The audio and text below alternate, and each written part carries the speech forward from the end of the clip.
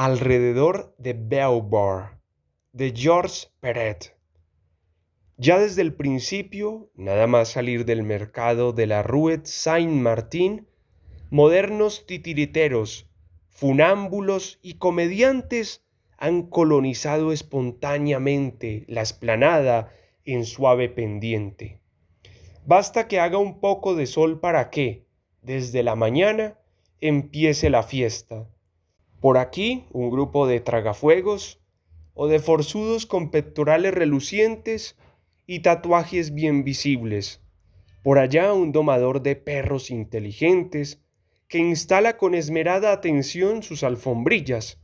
su escalerita y la frágil plataforma a cuya cima llegarán graciosamente sus cachorrillos para ponerse a dos patas contando hasta 13 con la cola. Más allá, los malabaristas, los monociclistas, los mimos, los organilleros y aún más allá, un saxofonista solitario improvisando sobre My Funny Valentine, una quena y un tambor con dos guitarristas emponchados, una pequeña fanfarria de instrumentos de metal bien lustrosos o un cuarteto de cuerdas tocando muy bien Boccherini, aquí y allá, dibujantes perfilando el retrato de modelos impasibles en medio de un pequeño corro de aficionados a los que tanto parecido confunde, vendedores de carteles, de caricaturas, de petit poulbots, de palomitas, de helados. Repartidores de octavillas invitan a los paseantes a ir a escuchar a tal organista a Saint Eustache o tal batería a la Chapelle des Lombards, y alrededor, arracimada o en grupos pequeños, ocupada o indolente, mirando hacia arriba o con el oído atento, entusiasta o burlona, la masa. Estudiantes a dos velas empollando sus preguntas de exámenes y compartiendo hamburguesas con patatas fritas, enamorados intercambiándose proyectos de futuro a la sombra de árboles aún poco crecidos, mirones, viandantes, tipos cualesquiera, jubilados nostálgicos paseando a su perro, que busca el rincón improbable de los que juegan a los bolos o a las cartas, amas de casa haciendo ganchillo y comentando los sucesos de la víspera, clases de quinto curso, más o menos aglutinadas en torno a dos o tres alumnos responsables inquietos, o eminentes expertos en suiters, en fortuny o en música electroacústica, procedentes de todos los rincones del planeta para participar en un coloquio. Al borde de la plaza y en las callejuelas inmediatamente cercanas, el arte, el diseño y los cacharros se reparten el terreno más o menos equitativamente. Allí, bajo la eterna mirada de la señora asomada a la ventana del falso edificio de Fabio Rieti, elegante trampajo que disimula un conducto de ventilación del aparcamiento de Beaubourg, vendedores de cuadros, atraídos por la proximidad del centro Pompidou, comenzaron a abrir galerías de arte más dinámicas que sus casas centrales, ya demasiado ilustres, del Boulevard Haussmann o de la Rue Lavoisier. Al lado, tiendas de muebles italianos o de iluminación japonesa, vendedores de grabados, de libros de arte, de baratijas indias, de carteles de películas, de cualquier clase de cosa pseudo antigua o pseudo moderna a la moda de anteayer, de hoy o de pasado mañana. Ahí es donde se puede, por unos francos, adquirir una lata de conservas que contenga un poco de aire de París, un sacapuntas en forma de barco de palas, de viejo gramófono o de Centro Georges Pompidou, un cuaderno escolar añejo en cuya contratapa figure una anticuada tabla de multiplicar, un cartel de Folón o una gran reproducción de Escher un rompecabezas, un puzzlet o una apetitosa tartaleta de limón que resulta ser una mera vela perfumada. Justo alrededor se extiende uno de los barrios más viejos de París. Es un laberinto de calles cuyos nombres a veces extraños se remontan al corazón mismo de la historia de la ciudad, la Rue du Mouret, cuyo nombre proviene de un blasón y que ya existía a principios del siglo XIV. La Rue Pierrot Audelaire, cuya existencia se conoce desde el siglo XIII y cuyos nombres sucesivos, Spaular, Pierrot Ayer, Olar, etc., son las deformaciones del nombre de Pierrot Oilar, burgués parisino que tuvo allí su domicilio. La Rue Sainte-Croix de Bretonne, abierta desde 1230, que debe su nombre a un terreno llamado Champs aux Bretons, porque, según pretenden algunos, 5 ingleses al servicio de Eduardo de Inglaterra trataron de asesinar al yerno del último príncipe independiente de Gales,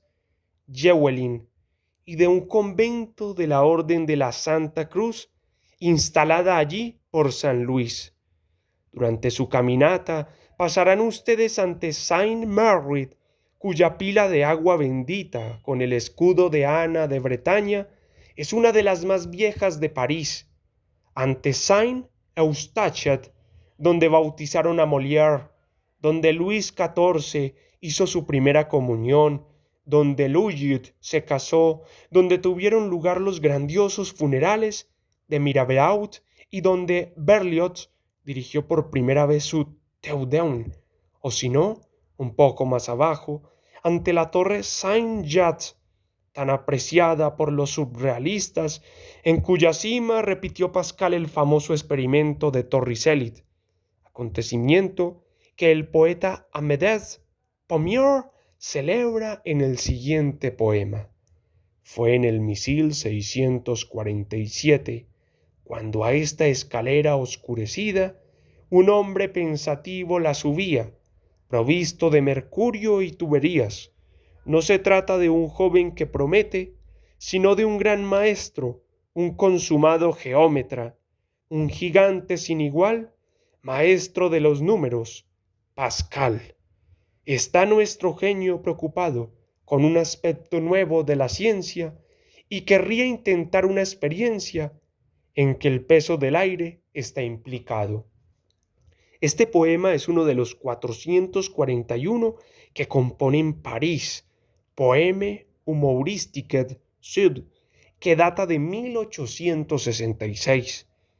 Todas las calles de este barrio tienen una historia, no son sino historia.